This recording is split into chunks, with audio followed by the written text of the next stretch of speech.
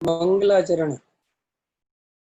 ओम नमः सिद्धेभ्यः, ओम नमः सिद्धेभ्यः, ओम नमः सिद्धेभ्यः।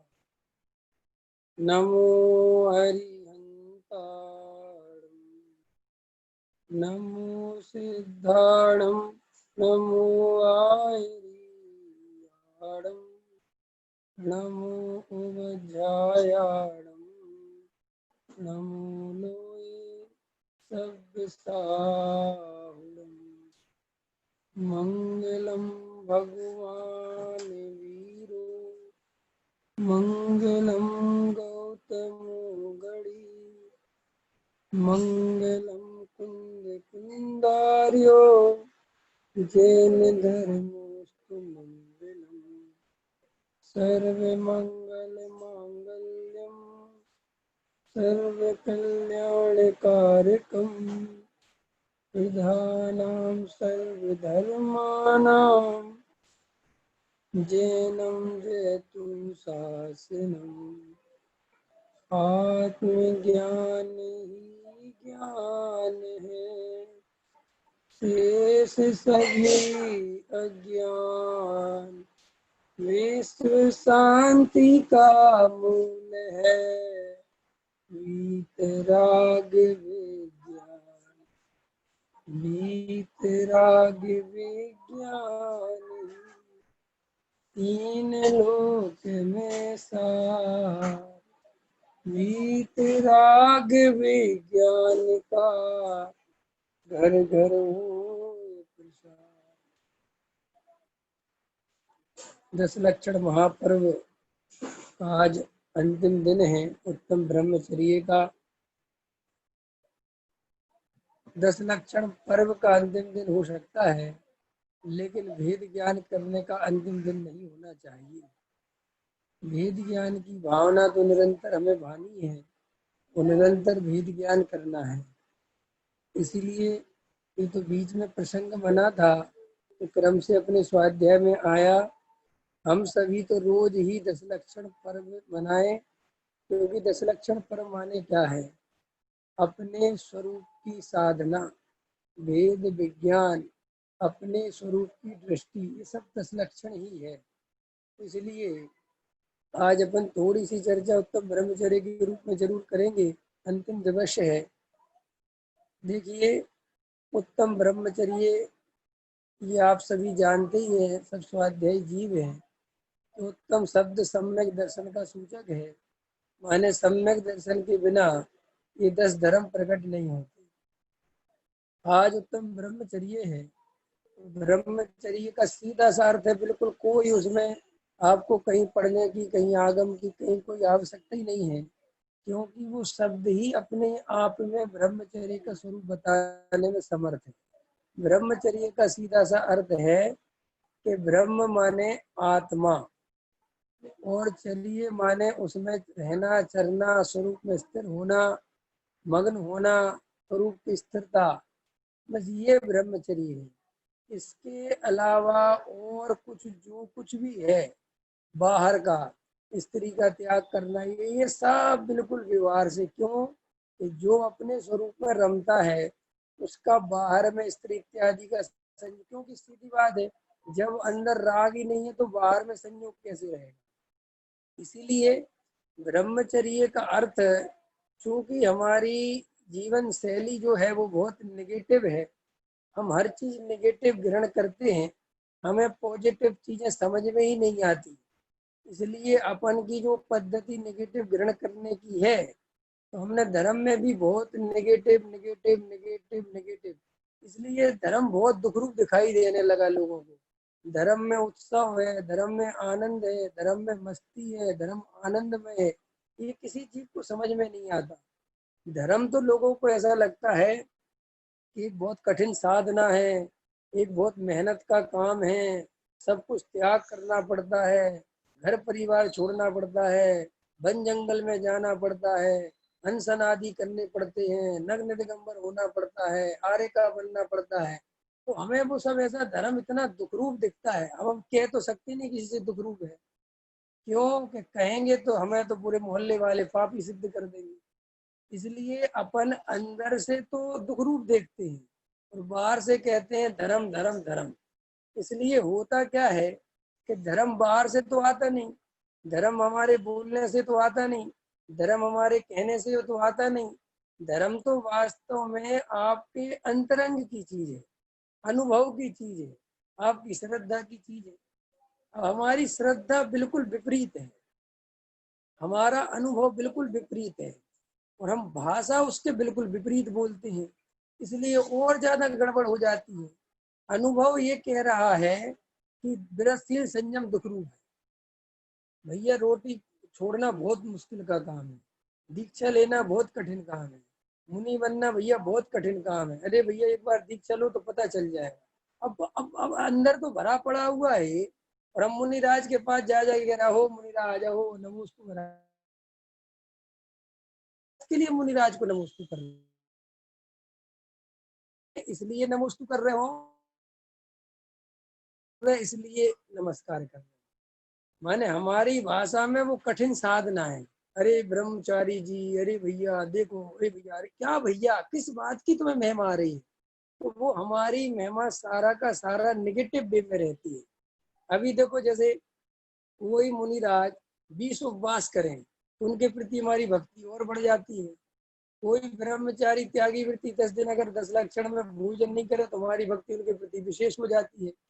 कोई ब्रह्मचारी त्यागी वृत्ति, और ब्रह्मचारी क्या बात करें, अरे अभी मंदिर का ये समय ठीक नहीं है ना, अभी ये तुम्हारा समय जब ठीक चलता था, कोरोना नहीं था, तो लोग आज के दिन तो मंदिर में इनाम बढ़ती थी और वे उठ उठ के आते थे 10 उपवास करने वाले, तो लोग उनको देखते थे कौन सी अम्मा ने करा है भैया 10 दिन का उपवास, कौन से भाई ने किया है भाई 10 दिन का उपवास। तो आपको उपवास में इतना रस क्यों है, किस बात से आपको उपवास का क्या है? देखो भाई, रस ये देखो कि उस जीव को सम्यक दर्शन है कि नहीं, उसे आत्मानुभूति है कि नहीं, उसे कसाय मिट्टी है कि नहीं। खाली भोजन नहीं करने से मुझे महिमा इसलिए आती है कि हमारी आदत है कष्टों को नमस्कार करने की। ये आप नेचर ही समझना। हम देखो, आपने कभी उदाहरण जीवन में देखते ही होगे सुनील जी, आप लोग सब देखते ही हैं, आपको पता है मनोवैज्ञानिक ही चीज, हम हमेशा दूसरों को अपने दुख सुनाते हैं ताकि हमें सहानुभूति मिले। हम, ये हमारी नेचर है। आपको पता है हमारे बच्चे माँ बाप का ध्यान आकर्षित करने के लिए झूठे झूठे बीमार हो जाते हैं ताकि तुम उन पे ध्यान दो। और पत्नियों का तो ये फॉर्मूला सेट ही है, वो दिन भर खुश रहेंगी, मस्त रहेंगी, अपनी मम्मी से भी खूब अच्छे से बात करेंगी, अपने भैया से भी, अपनी बहन से सबसे अच्छी बात करेंगी। और पति नाम का प्राणी जब घर में घुसेगा, उनका सिर दर्द होने लगेगा, उनकी तकलीफ होने लगेगी, आज दिन भर बड़े परेशान हो गए। ये सब क्यों होता है? ये इसलिए होता है कि तुम उनकी तरफ ध्यान दो, और ये गलती उनकी नहीं है, ये मनोविज्ञान ऐसा है। क्योंकि अगर कोई दुखी नहीं हो तो हम ध्यान ही नहीं देते। अगर हमारा बच्चा खुश है मस्त है तो हम ध्यान ही नहीं देते कि क्या हो रहा है, लेकिन बेचारा दुखी हो जाता है, बेटे क्या हो गया, बेटा ये खा ले, बेटा वो खा ले, तो उसको ऐसा लगता है यार इसका मतलब ये है कि दुखी रहो तो सब पूछते हैं और दुखी नहीं रहो तो कोई पूछता ही नहीं। हाँ, पत्नी भी देखती है कि अच्छे खुश रहो, घर में आते हैं तो फिर बोलते भी नहीं ढंग से दो बातें, और दुखी से बने रहो तो पूछते क्या हो गया तुम्हें, डॉक्टर के पास ले चलो। और डॉक्टर के पास कभी पत्नियां जाती नहीं, मजेदार बात है। पति कितना ही कहेगा कि डॉक्टर के पास ले चलो, वो जाएगी नहीं। आप बड़े हंसोगे कि यार तू जब देखो बीमार थी कहती है डॉक्टर, वो क्योंकि वो असली में बीमार है ही नहीं। असली में तो वो आपका बस ध्यान दो, तो वो कहती भी है बस आप प्रेम से बोलो, बस आप मेरे थोड़ा ध्यान दो, बस मैं ठीक हो जाऊंगी। वो कहती भी अपने सामने ये बात, फिर भी हम समझ नहीं पाते कि ये दुख का आकर्षण क्यों है। आखिर हम दुख की तरफ ही इतना क्यों लालायत थे, हम सुख की तरफ लालायत क्यों नहीं है? जब आप एक गहराई से विचार करोगे तो आपको एक एक बात समझ में आ जाएगी कि हमारा सोचने का तरीका नेगेटिव है। इसीलिए ये सारी दुनिया दुखों से भर गई, इस दुनिया में सुख नहीं बचा बिल्कुल भी। क्यों? तो मजेदार उल्टा है। अगर देखो, अगर मैं किसी को अपना सुख दिखाऊं ना तो लोग मेरे से जेलसी करेंगे, मुझसे जलने लगेंगे, मुझसे चिढ़ने लगेंगे। अगर मेरा गांव में मकान गिर जाए तो लोग सहानुभूति देंगे, अरे मकान गिर गया भैया बड़ा बुरा हुआ, लेकिन अगर मैं गांव में सबसे बड़ा मकान बना लूं तो वो ही मेरे दुश्मन बन जाएंगे। बड़ा पैसा हो गया इसके पास, बड़ा 3 मंजिला मकान खिंचवा दिया इसने, क्या समझ रहा है आजकल अपने आप को, देखना गजब की बात। अरे भाई मेरा मकान बड़ा बना तो इसका मतलब मैं सुखी हुआ, तो तुम्हें सुखी होना चाहिए ना मेरे साथ। लेकिन जब तुम सुख में होते हो तुम्हारे साथ कोई सुखी नहीं होता। और ये व्यक्ति समझ चुका है, दुनिया समझ चुकी है कि सुख दिखाओगे तो सब जलेंगे। इसलिए हर आदमी एक दूसरे के सामने रोना ही रोता है, दुख ही रोता रहता है। और ये इतना बढ़िया चल गया दुख रोने का कि अब हम सबको दुखी दुख दिखाते। अब देखो पंकज जी, जो आपके साथ सुख में सुखी नहीं हो पाया वो आपके दुख में दुखी कैसे होगा? प्रश्न समझ में आया कि नहीं आया? जो आपके दुख में दुखी नहीं हो पाया, जो जो आपके सुख में सुखी नहीं हो पाया आपका सुख देख के, वो आपके दुख में दुखी कैसे हो सकता है?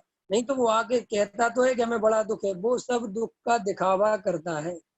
अंदर तो उसको बहुत अहंकार को पुष्टि मिलती है कि बेटा अब तो तेरा मकान भी गिर गया, मजा आ गया, अब मैं तू मेरी बराबरी पे आ गया, इसलिए वो दुख जताने जाता, रे बड़ा बुरा हुआ तुम्हारे साथ। क्यों? क्योंकि हम जब दूसरे को सहानुभूति देते हैं तब हमारे अहंकार को बहुत आनंद आता है। ये निश्चित ही समझना। आप मुझे जितना दुख, इसलिए तो लोग दूसरों का दुख सुन लेते हैं बहुत प्रेम से, और अच्छा अच्छा अच्छा और क्या हो गया, अरे अरे अरे अरे बड़ी तकलीफ, अरे वो अंदर से उसको इतना आनंद आता है कि क्यों, कि उसका दुख कम होता जाता है। उसको लगता नहीं है हमसे भी ज्यादा दुखी आदमी है। संजय भैया समझ में आ रहा कि नहीं आ रहा? इसीलिए हम दूसरों का दुख सुनने में बहुत उत्सुक हैं। कभी कभी आप व्यापार करते हो ना, व्यापारी आदमी के साथ होता है, एक दूसरा व्यापारी आया तो देखना व्यापारियों की पॉलिसी है ये, अगर एक व्यापारी दूसरे व्यापारी से पूछेगा और काम कैसा चल रहा है, वो कभी कहेगा ही नहीं अच्छा चल रहा है, कभी नहीं कहेगा। अरे बस चला रहे हैं काम, भैया निकाल रहा है समय, ठीक है भैया, तो उस दूसरे व्यापारी को थोड़ी राहत मिलती है कि ठीक है साहब, अच्छा है अच्छा है।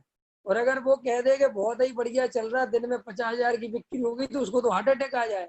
इसलिए सारे संसारी जीव एक दूसरे को दुख देता है। और ये पॉलिसी वहां के लिए नहीं है, घर में भी सेम है। पत्नी अगर ज्यादा खुश रहे तो पति को दुख होने लगता है, जितनी खुश क्यों है, क्या चक्कर। अगर वो ज्यादा दुखी रहे तो पति को थोड़ा ठीक लगता है, बैलेंस है। पति ज्यादा देखो, पति अपने घर में खुशी खुशी लौटे ना हंसता हुआ, तो पत्नी कहती क्या बात है आज बड़े खुश हो, अब यार गजब हो गया। मुंह लटका के लौटोगे ना बजदन जी, तो चाय भी मिलेगी, भोजन भी मिलेगा, तब तुमसे कहेंगे भैया पति देव कमा के आ गए, इन पे ध्यान दो। और तुम्हें आते ही साथ कहो कि बहुत थक गया हूँ, मेरा इतना दिमाग खराब, माथा गर्म है, सब तुम्हारी इज्जत करेंगे। चाहे भले तुम फैक्ट्री में एसी में बैठ के आए हो बढ़िया, ऑफिस में एकदम शांति से कोई काम करके, लेकिन घर पे आके मत कह देना कि मैं कोई काम नहीं करता, वरना तुम्हारी इज्जत उसी दिन खत्म। और तुमने घर पे आके बड़े प्रेम से कहा आज तो बहुत आनंद में हो, पत्नी कहेगी तो एक काम करो, सिर दर्द हो रहा है मेरा, चाय बनाओ मेरे लिए, तुमने तो कुछ किया नहीं, और मैंने बच्चों के लिए बहुत परेशानी झेली है, तो तुम चाय बनाओ। देखो कैसी दशा है। तो बेचारा कोई सच्चाई बोलते ही नहीं, कोई कुछ बताते ही नहीं फिर किसी को कुछ। इसलिए होता क्या है कि हम दुख दुख दिखाने के आदी पड़ गए। हम हमेशा दुख दिखाते हैं और वास्तव में दुख दिखाते हैं, दुखी बने रहते हैं, और जीवन भर हम समझ नहीं पाते कि जी हम मायाचार्य ढोंग धतूरा कर क्यों रहे हैं, किसी को समझ नहीं आती। तो मैंने आपसे एक बहुत महत्वपूर्ण बात बोला दिनेश जी, जो हमारे साथ सुख में सुखी नहीं हो सकता वो हमारे साथ दुख में भी दुखी नहीं हो सकता। अगर असली हमारा साथी होगा, असली हमारा मित्र होगा, तो वो हमारे सुख में भी सुखी होगा और वो फिर हमारे दुख में भी निश्चित दुखी होगा। इसलिए जो लोग सहानुभूति का दिखावा करते हैं वो अंदर से तो खुश होते हैं कि अब आया ऊंट पहाड़ के नीचे, क्या बोलते हैं, अब इनको भी पता चल जाएगा। कई लोग ऐसा बोलते हैं ना, अरे आज हमारे घर में थोड़ा समय खराब है, तो देखना जब कल इनका खुद का आएगा ना समय, तब देखना। और जब उसका समय खराब आएगा ना, अंदर तो खुश होगा और ऊपर से हालचाल पूछने चला जाएगा, अरे बड़े दुख की बात है जी, बड़े दुख। लेकिन भैया बोलता भी जाएगा अब जी कर्म ही है जी, वो छोड़ते तो किसी को नहीं है। अब क्या कहना चाहते हो तुम, क्या कौन सी सारू। तो ये सब संसारी जीव की मायाचारी जन्मों जन्मों से चल रही है। देखो भाई, हमने नेगेटिव पकड़ा है, इसलिए हमें दुख ही दुख मिल रहा है। आप पॉजिटिव पकड़ो, आपको आनंद ही आनंद मिलेगा। ब्रह्मचर्य दुख रूप नहीं है, ब्रह्मचर्य माने आनंद की दशा, परम आनंद की दशा। जो व्यक्ति परम आनंद में डूबा हुआ है वो ब्रह्मचारी है। कोई इस बात से कि स्त्री छोड़ दी, घर छोड़ दिया, परिवार छोड़ दिया, ये छोड़ दिया, इसलिए आनंद हो सकता है, गलत। ये छोड़ने फोड़ने से आनंद का कोई लेना देना नहीं। ये अलग बात है कि जब कोई आनंद में होता है तो छूट जाता है। ख्याल में आया?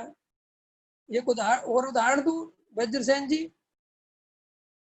हम और आप पक्के मित्र थे, लेकिन आप इस उम्र में बहुत बड़े हो तो उदाहरण फिर भी नहीं बैठे, फिर भी मान लेते हैं। हम दोनों क्लासमेट थे, पक्के मित्र थे, और बहुत अच्छी दोस्ती थी अपनी गहरी। और मेरी शादी हो गई, और मैं आपको भूल गया। इसका मतलब क्या है कि मुझे पत्नी में ज्यादा सुख मिल गया, इसलिए मैं आप भूल गया। अगर मुझे पत्नी में सुख नहीं मिलता तो मैं गारंटी से आपको फोन लगा के दुख सुना हो रहा होता कि भाई मित्र तो मित्र ही होता है। समझ लेना, जो मित्र ही मित्र बोलता है, समझ लेना उसकी पत्नी मित्र नहीं बन पाई उसकी बेचारे की, इसलिए उसको मित्र याद आते हैं अपने पुराने। तो श्री गुरु कहते हैं जो ब्रह्मचारी ये कहता फिरे कि अरे तुम्हें पता चल जाएगा व्रत लेके, ब्रह्मचारी साधना कठिन नहीं है, बहुत कठिन साधना है, समझ लेना ये महादुखी प्राणी है, ये गलती से ब्रह्मचारी बन गया, इसके कोई ब्रह्मचारी नहीं। क्योंकि ब्रह्मचारी का अर्थ ही है परम आनंद की दशा, कि तुम उसके पास जाओ तो वो तुम्हें देख के ये कहे यार मैं इतना मजा लूट रहा हूँ, इतना आनंद आ रहा है, काश तुम्हें भी ये आनंद मिल जाता। वो ऐसा बोलेगा? वो ना तुम्हें हीन, ना तुम्हें नरक भेजेगा, ना तुम्हें पापी कहेगा, ना कुछ कहेगा, वो कुछ कहेगा ही नहीं। वो कैसे कैसे कह सकता है? देखो हम तुमसे कहते हैं, एक भाई के पास पैसा बढ़ गया, अच्छा व्यापार धंधा चल गया, तो वो अपने छोटे भाई को कोशिश करता है कि तू भी सीख जा ये काम, तू भी समझ जा, तेरे भी दो पैसे बचेंगे, तुझे सिखाता हूँ। वो ये नहीं कहता तू पापी है, तू नरक में, या तुझे कुछ नहीं आता, ऐसा नहीं बोल। क्योंकि असली प्रेम होगा तो वो ये बोलेगा। ऐसे ही श्री गुरु कहते हैं, असली ज्ञानी होगा, असली आत्मानुभवी पुरुष होगा, अगर उसको शुद्धात्मा की वास्तव में अनुभूति होगी, वो वास्तविक ब्रह्मचारी होगा, तो उसके पास कोई भी जाएगा, वो कहेगा कि भैया आत्मा का आनंद लो, बहुत आनंद है आत्मा के साथ। मुझ पे पंच इंद्री के विषय भोग नहीं छोड़े जाते, मुझसे घर परिवार नहीं छोड़ा जाता। पता वो क्या कहेगा? मेरे से भी नहीं छूटते थे, लेकिन जब आत्मा को देखा ना तो वे कब छूट गए मुझे पता ही नहीं चला। वो ऐसे बोलेगा, वो ये नहीं कहेगा वे सब दुख के कारण है, नहीं कुछ नहीं। भाई कोई भी पर पदार्थ दुख का कारण नहीं है, और उन्हें दुख का कारण मानने से उनसे द्वेष पैदा होता है, धर्म पैदा नहीं होता। क्या पैदा होता है? ये शरीर हमारा कोई दुख का कारण नहीं है, न ये सुख का कारण है। ये तो बेचारा पुद्गल का पिंड है, इसने ना दुख दिया ना सुख दिया, लेकिन हम इसके साथ दो तरह का व्यवहार करते हैं। या तो इसको पोषने में लगे रहते हैं, भोगने के नाम पे क्या करते रहते हैं, पोषण करो, काजू खाओ, बादाम खाओ, पिस्ता खाओ, और बलशाली बनाओ, ठीक है नहीं, बॉडी बिल्डर बनो। या फिर हम धर्म के नाम पे इसका शोषण चालू कर देते हैं कि वो बेचारा कह रहा रोटी, तो हम कह रहे रोटी देंगे नहीं, भूखा मर तू तो भाई ये दोनों ही धर्म की दशाएं नहीं है। एक राग की दशा है, एक द्वेष की दशा है। फिर धर्म की क्या दशा है? धर्म क्या चीज है? धर्म मतलब वेद विज्ञान पूर्वक ये शरीर में नहीं हूँ, मैं तो चैतन्य तत्व हूँ, ये शरीर मेरे से न्यारा है, और इसकी यथायोग्य जो जरूरत है वो समय पर पूरी करनी है, मर्यादाओं में रह के, बस इतनी बात खत्म हो गई। किसी जीव को तकलीफ नहीं हो, किसी को दुख नहीं पहुंचे, किसी को अपन को तकलीफ नहीं देनी पड़े, इस तरीके से अपन इस शरीर की सेवा नहीं करेंगे, लेकिन बिना किसी जीव को तुम्हारा अपना शुद्ध सात्विक भोजन करेंगे जो उसकी जरूरत है, बस इतनी उसकी मर्यादाएं। ना तो वो शरीर से चिढ़ता है, न शरीर से द्वेष करता है, न शरीर को गाली देता है, न शरीर को कोई तकलीफ मानता है, बस आनंद से रहता है। और अंदर का आनंद इतना बढ़ता चला जाता है कि वो बाहर की चीजें छूटती चली जाती हैं। ये तो बहुत ये समझना कोई कठिन काम नहीं है, ये बात समझना बहुत आसान है। देखो मैं इसके लिए एक उदाहरण देता हूँ। एक लड़की की शादी हुई, वो ससुराल में आई, और मायका भूलती चली जाती है किस आधार पे? नहीं समझ में आया दिनेश जी? वो मायका भूलती चली जाती है, किस आधार पे? एक ही आधार है कि ससुराल में सुख ज्यादा मिलता है। जिसको ससुराल में सुख नहीं मिले, जिस लड़की को, उसको मायके की बहुत याद आती है। और सुनो, माँ बाप इसी बात में खुश रहते हैं लड़की के कि जब वो देखते हैं लड़की फोन ही नहीं लगाती, तो ऊपर से तो कहते हैं कि तुम याद ही नहीं करती, तुम तो यहाँ का सब भूल गई, लेकिन माँ बाप को असलियत में खुश होता है, बहुत आनंद होता है। और अगर लड़की बार बार फोन लगाए तो माँ बाप को दुख होता है कि कोई तकलीफ है क्या, बार बार क्यों फोन लगाती हो, यहाँ की याद क्यों नहीं छोड़ती? तो माँ समझ जाती है कि निश्चित ही इसको पूरी तरह कोई आनंद नहीं है, कोई तकलीफ है। और लड़की जितना भूलती है अपनी ससुराल को, तो मायके को, तो माँ बाप उतने ही प्रसन्न होते हैं। ऐसे ये ब्रह्मचर्य का स्वरूप है कि जितनी जितनी स्वरूप की मस्ती आती है, बाहर की चीजें उतनी उतनी छूटती चली जाती हैं, उतनी कमजोर होती चली जाती हैं। वो कोई छोड़ने का अलग से प्रयास नहीं करती। इसीलिए विवेक जी, जिन लोगों ने धर्म की नेगेटिव व्याख्या करी, उनने बहुत नुकसान किया धर्म का। एक तो धर्म को दुख रूप दिखा दिया, धर्म को बहुत तकलीफ दे बता दिया, तो बेचारा व्यक्ति वैसे ही धर्म से डरने लगा। वो सोचता है धर्म माने सब त्याग करना, भैया बहुत कठिन साधना है, भैया घर छोड़ना पड़ेगा, परिवार छोड़ना पड़ेगा, पत्नी छोड़नी पड़ेगी, बच्चे छोड़ने पड़ेंगे, भोजन छोड़ना पड़ेगा, कपड़े भैया छोड़ने पड़ेंगे, सर्दी गर्मी वर्षा सहनी पड़ेगी। ये धर्म का स्वरूप ही नहीं है, ये किसी कीमत पे धर्म का स्वरूप नहीं है। अरे धर्म माने आनंद रूप दशा। और जितनी संसारी जीव है जो घर गृहस्थी के जंजाल में फंसते हैं, जो कसायों के बीच में हैं, हमारी दृष्टि बहुत जी, हम धर्म के धर्म आनंद रूप है, लेकिन अंदर ही अंदर हमें पैसे में आनंद दिखता है, घर गृहस्थी में आनंद दिखता है, मान सम्मान में आनंद दिखता है। और हम कहते हैं कि साहब धर्म में आनंद है, लेकिन हमें अंदर से समझ में नहीं आता। क्यों समझ में नहीं आता? क्योंकि उसका जो रूपक बना हुआ है, वो रूपक बहुत नेगेटिव बना हुआ है। देखो, हम सब आपसे अभी इसमें आएगी चर्चा। सच बात बताओ आपको, अभी भी संसारी जीव को, जो ब्रह्मचारी हैं, मुनिराज हैं, त्यागी वृत्ति है, उनकी लोग सेवा सुरती करते हैं। क्यों करते हैं? उनकी इतनी महिमा करते, क्या पता है लोगों को, क्या जानते लोग उनके बारे में? वास्तव में वो ही नेगेटिव चीज है कि देखो साहब, हम घर में रहते हैं, घर में नहीं रहते हैं साहब, हमने शादी कर ली, इनने शादी नहीं करी, माने वो महिमा का कारण ये बाहर के रूपक है। अब जो अब देखना उसका सीधा सा अर्थ है, जब महिमा बाहर से करी जा रही है तो अंदर समझ में क्या है? इसलिए लोगों को अंदर का धर्म समझ में नहीं आया, अंदर का स्वरूप समझ में नहीं आया। अब ख्याल में ले रहे मेरी बात? इसलिए भाई, धर्म नेगेटिव मत समझो। ब्रह्मचर्य का मतलब ये है कि दुनिया का संसारी जीव से परम सुखी आदमी, मुनिराज का अर्थ है उससे कई गुना सुखी आदमी। और आगे आगे बढ़ते चले जाना, वो लगा लेना। तो इसीलिए, अच्छा बताओ वज्रसेन जी, हम मोह से दुखी हैं कि नहीं? हम सब मोह से दुखी हैं कि नहीं? मोह से दुखी हैं कि नहीं? मोह से दुखी हैं। ये कब से पता है? ये बहुत दिनों से पता है। लेकिन सही बात बताओ, हमने मोह के नाश करने के लिए क्या किया? तो फिर ये कैसे कहते हो कि हम मोह से दुखी हैं? ख्याल में आया? नहीं समझ में आई मेरी बात? देखो, हमारी गलती है कि नहीं, अभी मैं सिद्ध करूंगा। प्रॉब्लम क्या है? संसार में अज्ञानियों का बहुमत ज्यादा है। संसार अज्ञानियों से भरा पड़ा हुआ है। कैसे भरा पड़ा हुआ है? हम जितनों एक वो हम जितनों के बीच में रहते हैं, ये सब अधिकतर अज्ञानी जीव हैं। सब सब हम खुद, हम सब अज्ञानी हैं और अज्ञानियों का मेला लगा हुआ है। और सारे अज्ञानी एक ही मत में बोलते हैं। सबका एक ही मत क्या है? पैसे में सुख है, पैसा कमाओ, करोड़पति अरबपति बनो, सोना चांदी के ढेर लगाओ, बड़ा मकान बनाओ, बड़ा सम्मान पाओ। हम उन लोगों की टोली में शामिल हैं जहाँ इसी तरह की मान्यता पड़ी हुई है। देखना, अब हमारा बहुमत इन्हीं लोगों का है, हम रात दिन इन्हीं से घिरे हुए हैं।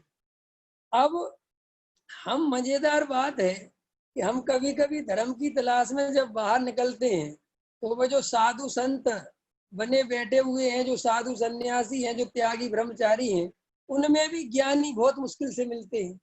उनमें भी अज्ञानी बने हुए हैं, अधिकतर ज्यादा ढेर अज्ञानियों का है।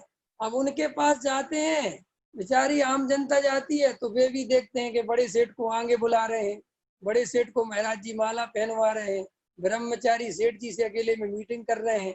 अब उसका अज्ञान निकले तो निकले कैसे, बताओ। वो कहता है सब जगह खेल माया का है। क्या सोच के आता है बच्चन जी? आगे माया, पीछे माया, ऊपर माया, नीचे माया। कि भाई ये महाराजों के पास आए, ये भी वही बातें करते हैं, ये मत करो, वो मत करो, ये मत करो, तुम पापी हो, तुम नरक में जाओगे, तुम ये हो, तुम वो हो, है? और अकेले में परिग्रह की बहुत बुराई करते हैं। और सबसे ज्यादा सम्मान किसको देते हैं? परिग्रह वाले को। अब देखना मजेदार बात, एक तो खुद अज्ञानी, और जब भी मिलना हुआ किससे? अज्ञानियों से। ये तो कोई भाग गई उदय आ जाए विशेष, कि कोई ज्ञानी तुम्हें टकरा जाए। क्या कहा मैंने? ये कोई भाग्य विशेष समझ लो, कोई उदय हो, कोई बात हो कि तुम्हें ज्ञानी टकरा जाए। अब ज्ञानी टकरा जाए तो ज्ञानी को पहचानना बहुत मुश्किल है। ये एक समस्या बहुत खड़ी है। क्यों? कि ज्ञानी के कोई सींग तो निकले नहीं है, और हम हैं कसाय वाले, हमारे अंदर कसाय भरी पड़ी हुई है।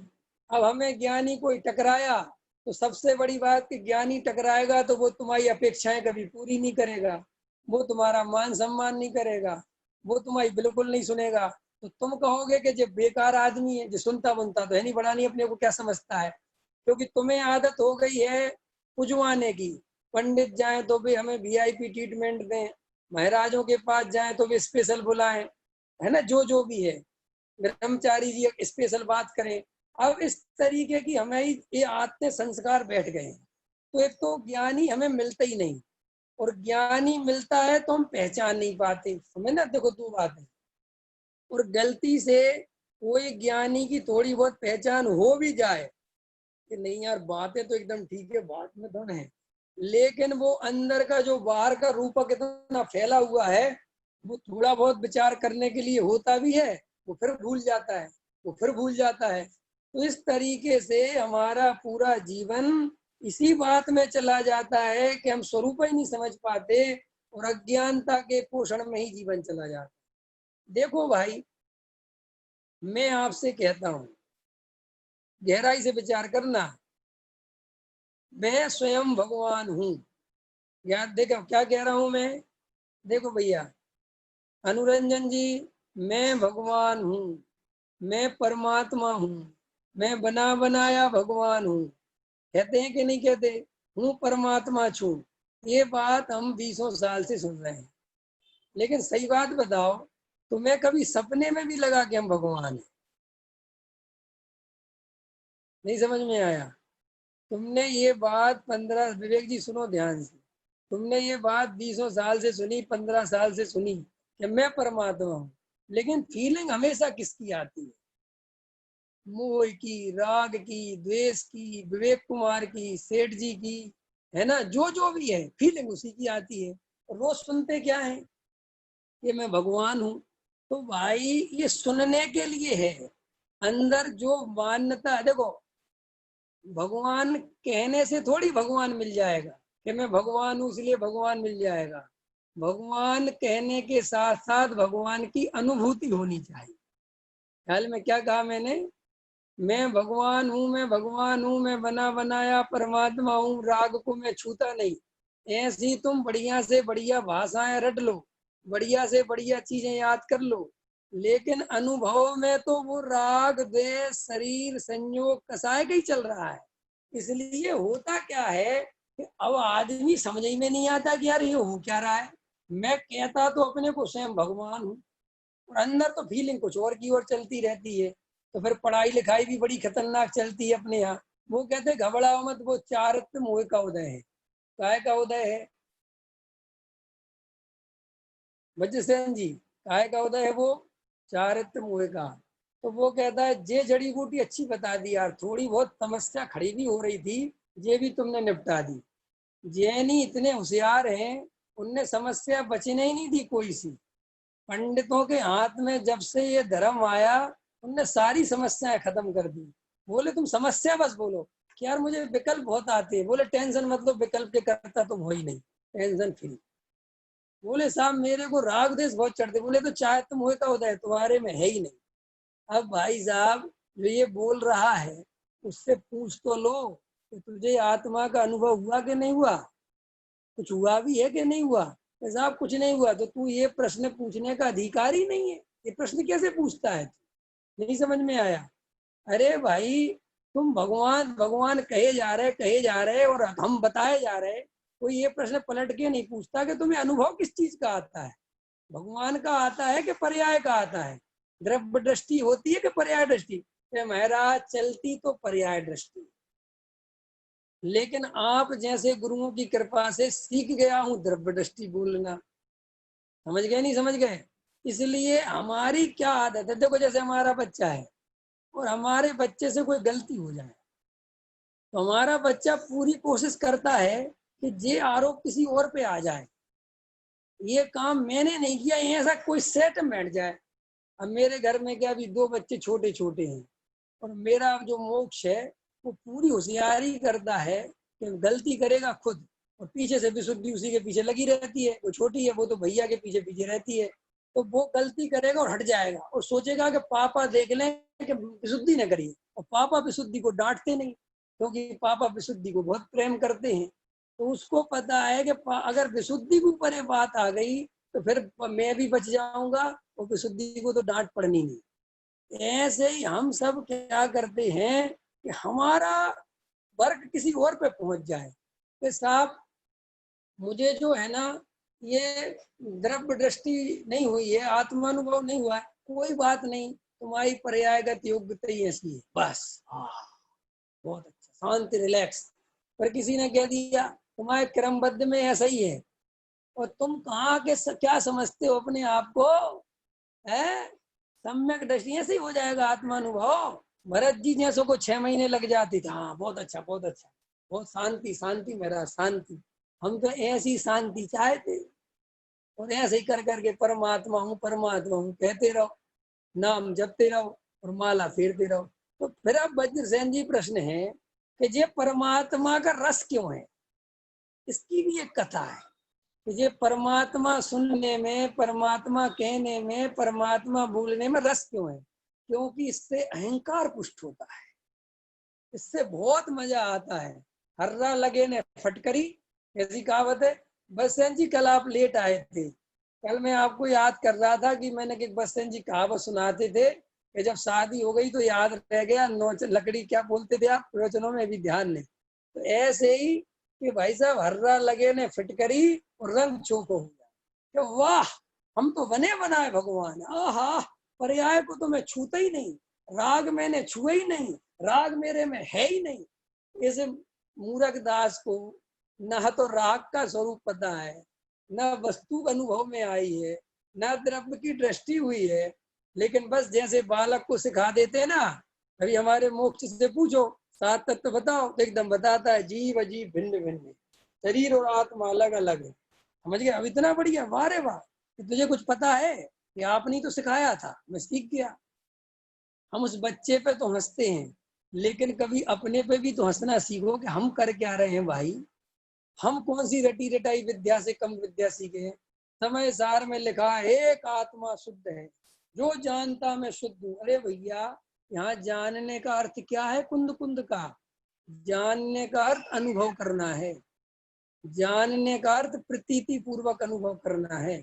वहां जानने का अर्थ नहीं है कि समय सार की गाथा याद कर ली, ये जानने का अर्थ है। तो इस तरीके से जब हम गहराई से धर्म का सच्चा स्वरूप समझेंगे, तब हमें समझ में आएगा कि हम तो अभी तक धर्म की एबीसीडी भी नहीं पहचान पाए, और जबकि हम तो धर्म दूसरों को समझाने भी बैठ गए। तो भाई धर्म ब्रह्मचर्य का अर्थ है ब्रह्म स्वरूपी आत्मा में रमण करने वाला जो अपने स्वरूप में चरण करता है, चर्या करता है, लीन होता है, वो ब्रह्मचर्य। उसके बिना ब्रह्मचर्य होता ही नहीं। समझ में आए कि नहीं? ये बात हमें गहराई से बैठानी है। इसीलिए हमें धर्म में जब तक आनंद नहीं देखे, देखो आप मनोवैज्ञानिक देखो और देखो सुनील जी, आप कभी भी नोट करना, आप आत्मा के बिना किसी चीज का त्याग नहीं कर सकते, त्याग हो ही नहीं सकता। ग्रहण पूर्वक त्याग है, वस्तु ही ऐसा है, स्वरूप ही ऐसा है। देखो हमारे साथ क्या है, जैसे आज अनंत चतुर्दशी है, अभी 10 लक्षण पर्व है, तो आत्मा का भेद ज्ञान और आत्मानुभूति तो चल नहीं रही, बस 10 लक्षण चल रहे हैं। क्या कहा मैंने? क्या चल रहे हैं? 10 लक्षण चल रहे हैं। जबकि चलना क्या चाहिए? आत्मानुभूति। क्योंकि आत्मानुभूति और भेद ज्ञान के आधार से 10 लक्षण है। 10 लक्षण से आत्मानुभूति नहीं होती। ख्याल में आए ना? अब हमारी आत्मानुभूति और भेद ज्ञान तो है नहीं, लेकिन 10 लक्षण आ गए भैया 23 तारीख से, ये बात कैलेंडर में लिखी हुई है। 23 तारीख से 10 लक्षण, तो 10 लक्षण में क्या करना है? क्या पूजा करना है, वे करना है, वो करना है। अब देखना, हमें अंदर का आनंद मिलता नहीं। तो नेचुरल दिनों में तुम देखना, तुम ज्यादा सहज रहते हो 10 लक्षण के मुकाबले। जबकि लोगों को ऐसा लगता है कि 10 लक्षण में विशेष आराधना हुई, जबकि आराधना विशेष नहीं होती, आप असहज ज्यादा हो जाते हो। आपको भोजन के विकल्प नॉर्मल दिनों से ज्यादा चलने लगते हैं। आप देखना, नोटिस करना, आप नेचुरल दिनों में कहो आपको भोजन की इतनी याद नहीं आती होगी, ना महिलाओं को ना पुरुषों को, कि क्या बनाएं और क्या खाएं। लेकिन 10 लक्षण में आदमी इतना सोचने लगता है भोजन के बारे में कि मुझे ऐसा हमेशा फील होता है हर 10 लक्षण में कि मैं 10 लक्षण में विशेष भोजन करता हूँ। जबकि मुझे कभी लगता ही नहीं है 10 लक्षण में मैं रूखा सूखा खाता हूँ। 10 लक्षण में ये बना लें, थोड़ा ये भी बना लेते हैं, आज अपन को हरी नहीं लेनी, थोड़ा मीठा बना लेते हैं। अपन जिस चीजों के त्याग की बात कर रहे हैं, वो प्रक्रिया गलत होने से हम उसी चीज में उलझ के रह जाते हैं। जबकि त्याग किसका नाम है? त्याग माने याद नहीं आए। त्याग का अर्थ क्या है बजसेन जी? कि याद ही नहीं आए तो त्याग है। ख्याल में आया विवेक भैया? अनुरंजन जी ख्याल में आ रहा कि नहीं आ रहा? त्याग माने हमें याद नहीं आए। देखो, एक बहुत अच्छी आपको त्याग के अर्थ में है कि हमने मल मूत्र का त्याग कर दिया। ऐसा आचार्य ने उदाहरण दिया है कि हम मल मूत्र कफ आदि का त्याग करते हैं, तो उसके बारे में कभी सोचते हैं क्या? कभी उसकी याद आती है कि मल मूत्र कफ कहाँ चला गया? ऐसे श्री गुरु कहते हैं कि त्याग मतलब वो याद ही नहीं आए। अब मैं आपसे प्रश्न करता हूं, ऐसा कब हो सकता है?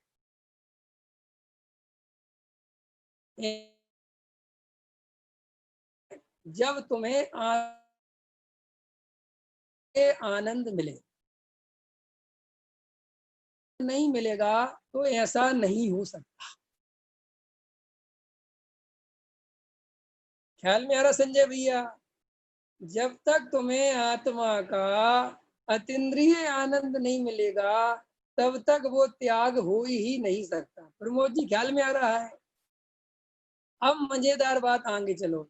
अब हम त्याग करने की चेष्टा करते हैं, और भैया कुछ तो त्याग करो, कुछ तो करना ही चाहिए। अरे आज तो अनंत चतुर्दशी, एक उपवास तो करना चाहिए कि नहीं? हम ये नहीं कह रहा हूँ कि नहीं करना चाहिए, मैं उस बात को नहीं कर रहा। मैं सिर्फ ये बता रहा हूँ कि अब आप उपवास कर भी लोगे तो भी आपको उपवास में मजा नहीं आएगा। जबकि उपवास में आना चाहिए मजा डबल। क्योंकि आज मैंने बाहर का भोजन क्यों छोड़ा? क्योंकि मुझे अंदर का भोजन मिल रहा था। ख्याल में आई? अब अंदर का भोजन तो मिल नहीं रहा महेश जी, और बाहर का भोजन छोड़ दिया। तो टोडामल जी साहब की भाषा याद करेंगे कि जैसे तैसे काल निकालता है। क्या कहते हैं टोडामल जी? कि बिना उसके कसाय के अभाव में जब वो संयम आदि का धारण लेता है तो काल निकालता है। सुबह से दोपहर का इंतजार करता है, दोपहर से शाम का इंतजार करता है, और जल्दी रात को सोने की कोशिश करता है कि सो जाऊंगा तो सब भूल जाऊंगा। है कि नहीं? हम सोना क्यों चाहते हैं पता है आपको? ताकि भूल जाएं। हमें एक भूलने में भी सुख का अनुभव होता है। आपको पता है दुनिया में लोग इतनी शराब क्यों पीते हैं? ताकि वो पूरी तरह सब कुछ भूल जाएं। ख्याल में देखो, बहुत इंपॉर्टेंट बात कह रहा हूँ दिनेश जी, ये ख्याल में लो, पकड़ो। वज्रसेन जी बहुत इंपॉर्टेंट बात कह रहा हूँ, समझ लोगे तो बहुत काम की है, आनंद से भर जाओगे। शराबी शराब पीता है दुनिया को भूलने के लिए, सारे विकल्पों को मिटाने के लिए, और वो शराब पी के सो जाता है और उतनी देर उसको सुख दिखाई देता है, आनंद दिखाई देता है, वो दुनिया बहुत मजे आ गए। ठीक है, समझना मेरी बात। तो आनंद काय से आया? आनंद विकल्पों के मिटने से, चिंताओं के मिटने से आया। समझ गए? गहराई समझ में आई? विकल्पों के मिटने से, चिंता के मिटने से आनंद आया। पकड़ना गहराई से बात। आचार्य कहते हैं कि उसका तो ये काम हुआ मूर्छित होके, शराब पी के, और ज्ञानियों का ये काम हो रहा है अतीन्द्रिय आनंद को पी के।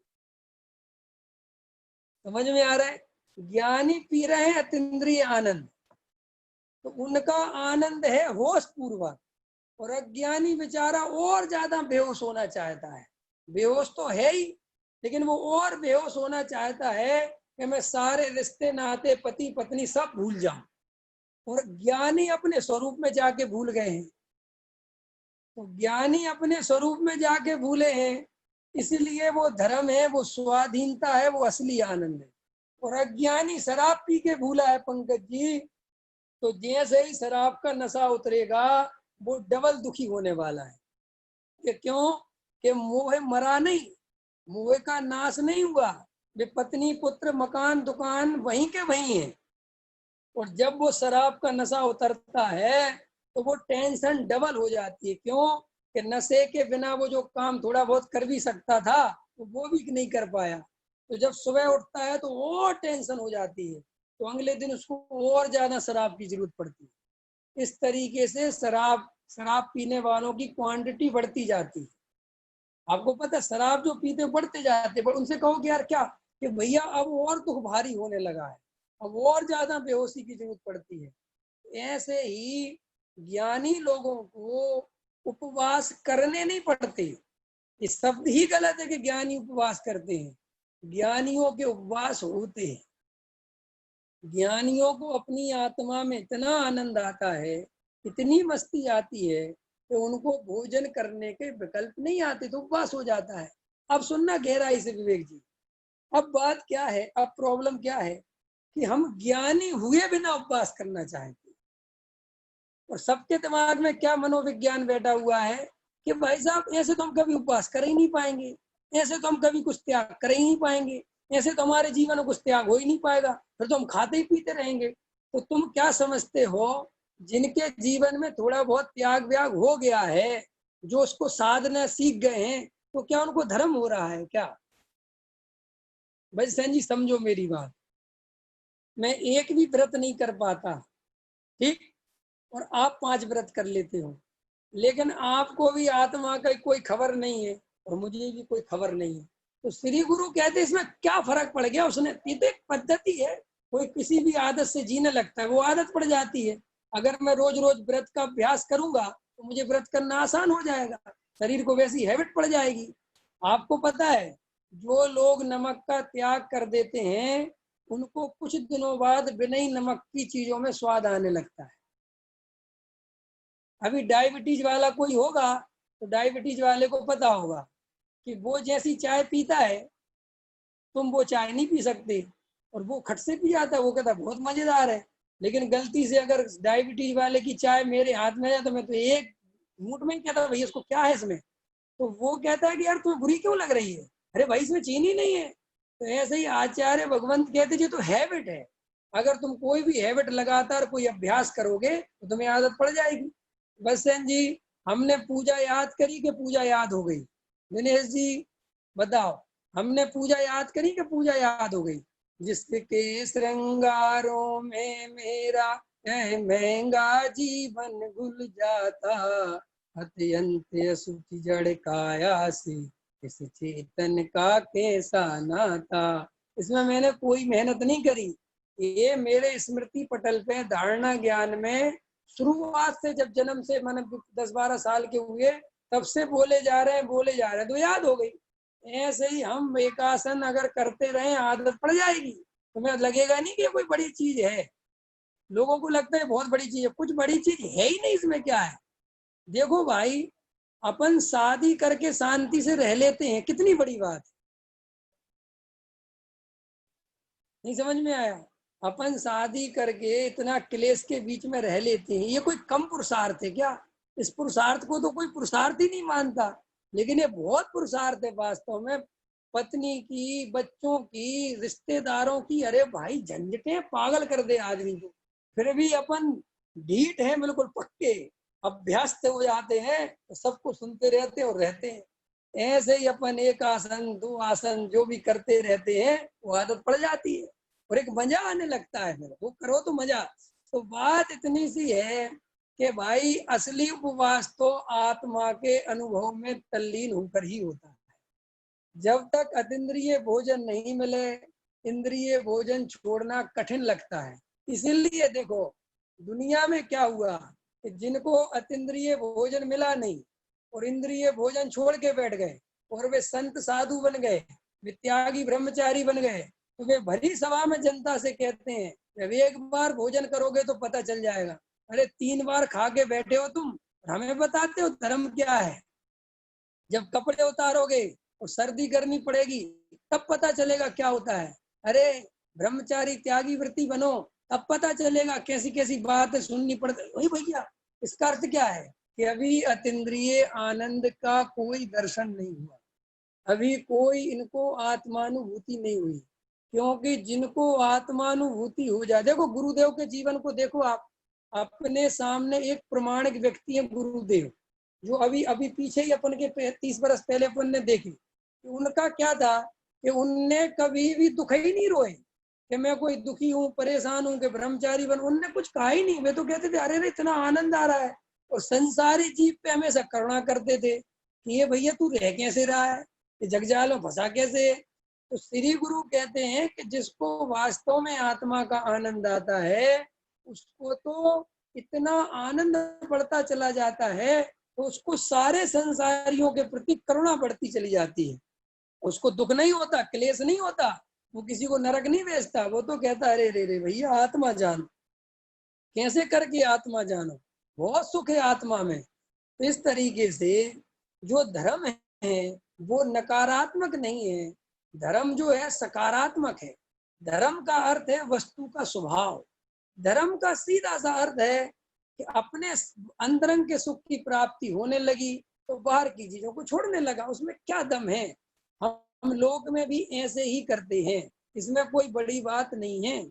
हमारे देखो, जब हमारी घर गृहस्थी बसती है तो हम अपने दोस्तों को भूल जाते हैं, फिर घर गृहस्थी में हमारे पत्नी बच्चे होते हैं तो हम और नजदीक लोगों को भूल जाते हैं। हम धीरे धीरे यहाँ रमते जाते हैं, वहां से हटते जाते हैं। हेमचंद जी, अब अशोकनगर के लोगों की याद आती कि नहीं आती? बहुत साहब वहीं आ रहे, नहीं आती, अब खत्म हो गया। अब धीरे धीरे ऐसे ही, बिल्कुल ऐसे ही वस्तु का स्वरूप है। जब अपन अपनी आत्मा में रमते हैं तो बाहर की चीजें कोई बुद्धिपूर्वक छोड़नी नहीं पड़ती, वे अपने आप ही छूटती चली जाती। जैसे हमारे हाथ में कंकड़ पत्थर जमा हो, लेकिन हमें पता नहीं था कि कंकड़ पत्थर हैं, और हमें बाद में हीरा मिल गया, तो कंकड़ पत्थर छोड़ने पड़ेंगे कि छूट जाएंगे? ऑटोमेटिक ही छूट जाएंगे। यही वस्तु का स्वरूप। तो देखो भाई, धर्म आनंद रूप है, और हमें जो दुख को दिखाने की आदत पड़ गई है दूसरों को, ये बदलो। देखो भाई, हम अंतरंग से दुखी इसलिए हैं क्योंकि हम दुख का ही उपाय करते हैं, और हम सुखी इसलिए ही नहीं है क्योंकि हम सच्चा सुख का उपाय करते नहीं। हम और आप इन संसारी जीवों में रेस लगाते हैं कि पैसा जोड़ो पैसा जोड़ो पैसा जोड़ो, लेकिन कभी विचार नहीं कर पाते कि कोई पैसे वाला सुखी नहीं हुआ, कोई मान सम्मान से सुखी नहीं हुआ। तो श्री गुरु कहते हैं अगर तुम विचार करोगे तो ये बात तुम्हें समझ में आ सकती है, लेकिन तुम विचार ही नहीं करते। तुम ऊपर से कुछ बोलते हो, अंदर कुछ चलता है, इसी का नाम मायाचार है। ऊपर से बोलते हो कि मोह का नाश करना है, और अंदर में कोई मोह का नाश करना बनना चाहते नहीं। इस सब मैंने शॉर्टकट में सब जगह सारे कर दिए कि हम मोह का नाश क्यों नहीं करना चाहते, क्योंकि हमें मोह में मजा आता है। मजा आता है कि नहीं आता? अरे मजा आता है भैया, इसलिए मजा नहीं आए और फिर त्याग नहीं हो, ऐसा हो ही नहीं सकता। मजा आता है, अब वो श्रद्धा के लेवल पे आता है, वो किस लेवल वो तुम देखो। लेकिन अगर बिल्कुल ही मजा नहीं आए तो फिर छूटे नहीं कुछ चीज, हो गई क्यों जी। देखो भैया, अंतरंग से हमें वो ही निर्णय करना पड़ेगा जैसा वस्तु का स्वरूप है, गहराई से निर्णय करना पड़ेगा। ब्रह्मचर्य के स्वरूप में, इन 10 धर्मों के स्वरूप में कोई, आप याद रख लो, शरीर की क्रिया का नाम धर्म नहीं भाई, जड़ की क्रिया का नाम धर्म नहीं, ये जो परिणाम है इनमें कोई धर्म नहीं। धर्म तो एक शुद्धात्मा की अनुभूति में है, भेद विज्ञान करने में है। द्रव्य कर्म, भाव कर्म, नो कर्म से रहित जो शुद्धात्मा है, उसके अनुभव का नाम धर्म है, उसकी अनुभूति का नाम धर्म है। इसके अलावा और कोई धर्म नहीं है। ये शरीर का कर्ता धर्ता मैं नहीं हूँ, ये बात कहने की नहीं है, ये कहने से समझ में नहीं आती। ये बात जब भगवान आत्मा दृष्टि में आती है तब अनुभव में आती है। इसलिए तुम कहने में ज्यादा मत उलझो। जैसा वो पंडित जी कहते शरीर का कर्ता धरता मैं नहीं हूँ, ऐसा तो तुम जन्मों जन्मों तक कहते रहो तो कुछ हाथ में नहीं आएगा। ये तो अनुभव करो कि शरीर का मैं कर्ता धरता हूँ कि नहीं। ये अनुभव के तल की बातें हैं जो शब्दों में कही जा रही हैं। करना क्या है, अनुभव। लेकिन शब्दों के अलावा कोई दूसरा उपाय नहीं है बताने का। नहीं समझ में आया। देखो भाई, नींबू कैसा है, खट्टा, एकदम अनुभूति आई। बस ऐसे ही जब तुम्हें हम आत्मा कहें और अनुभव में आ जाए, वाह ज्ञान भाई, बस ऐसा श्री गुरु कहते कि ये जब तक नहीं होगा तब तक तुम कहने रहने के चक्कर में मत फंसो भैया। अंदर भेद ज्ञान करो, एकांत में बैठ के अनुभव करो, देखो तत्व विचार की महिमा। तो हम सभी इस 10 लक्षण महापर्व के आज अंतिम दिवस में जो मैंने पहले ही दिन कुछ निर्णय कराए थे, उन निर्णयों को फिर सुनना, फिर विचार करना, बारंबार विचार करना कि मुझे वास्तव में धर्म चाहिए है या धर्म के नाम पे बातें चाहिए हैं। मुझे वास्तव में वेद ज्ञान करना है कि मुझे वेद ज्ञान का दिखावा करना है।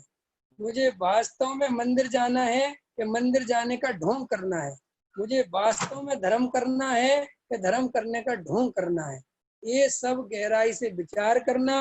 अगर ढोंग करना हो तो कोई टेंशन लेने की जरूरत नहीं है, जो कर रहे हो वो करते रहो, वो सब ढोंग ही है। और अगर धर्म करना हो तो तत्व विचार करे बिना मत बैठना, ठीक है। तभी तत्व विचार करना। अभी का समय पूरा हो गया, कल अपन थोड़ी बहुत चर्चा क्षमावाणी पे करेंगे, ठीक है। आज मैं क्षमावाणी के लिए कुछ नहीं बोल रहा हूँ, कल थोड़ा 10-5 मिनट अपन क्षमावाणी के बारे में चर्चा करेंगे। और आप कल जरूर, और अभी भी मैं क्षमावाणी के इस पे कह ही देता हूँ, आप क्षमावाणी तभी मनाना, तभी सार्थक करना जब तुम्हारे अंदर से क्षमा का भाव किसी के प्रति हो। जब तक क्षमा का भाव नहीं हो तो अपनी कसायों को देखना, यार मैं इससे क्षमा नहीं बोल पा रहा हूँ, जबकि मुझे कसाय इसी के प्रति है। तो उस कसाय को जीत के क्षमा बोलना, दिखावा मत करना, अंदर से ही क्षमा निकले तो ही क्षमा करना।